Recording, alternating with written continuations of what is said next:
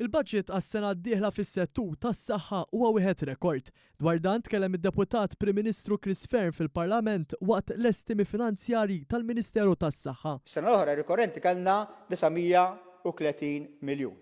Għas-sena li ġejja dan il-budget għandna fir-rikorrenti spiża ta' biljun u 16 miljun euro. Żieda sostanzjali sena fuq oħra. Id-Deputat Reja Bela nnota żieda qawwija fil-budget għas-settur tas-saħħa minn żmien Gvern Nazzjonalista. Fuq f'għaxar snin il-Gvern Laburista alloka 3 darbiet dak li għamlet Amministrazzjoni Nazzjonalista fl-2013. Id-Deputat Deo De Battista rimarka kif fi żmien li ġej se jkomplu jorħsu aktar mediċini. Ħadd gost jiena f'dan il-budget li żdiedu wkoll xi mediċini.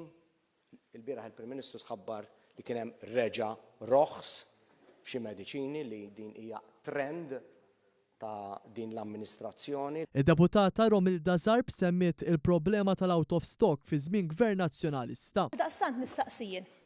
Fejn kienet qalbhom meta min-naħa li kienu huma Gvern Nazzjonalisti li nimexxu dan il-pajjiż kienu jindirizzaw il-problema ta' mediċina out of stock propju mal-għanda tal-Piżelli.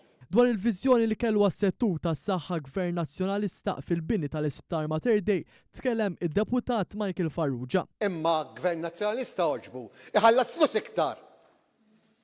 Iħallas flus illi fl-aħħar mill-aħħar sibna li kien hemm konkors ħażin u meta provajna illi naraw x'inhuwa dovut lill-Gvern Malti sibna firma mill-Prim Ministru Lawrence Gonzi dakinhar illi iddeċieda illi jwejverja kull problema li kien hemm. Id-Deputata Katja De Giovanni tkellmet dwar is-saħħa mentali fi sfond tal-Helpline 1579 li nida l-Gvern li jopera fuq bażi ta' 24 siegħa kuljum. Kulħadd jista' jċempel lill-Helpline b'mod anonimu inħeġġeġ minn hawnhekk li min għaddej minn xi diffikultà ta' saħħa mentali iċċempel lill-Helpline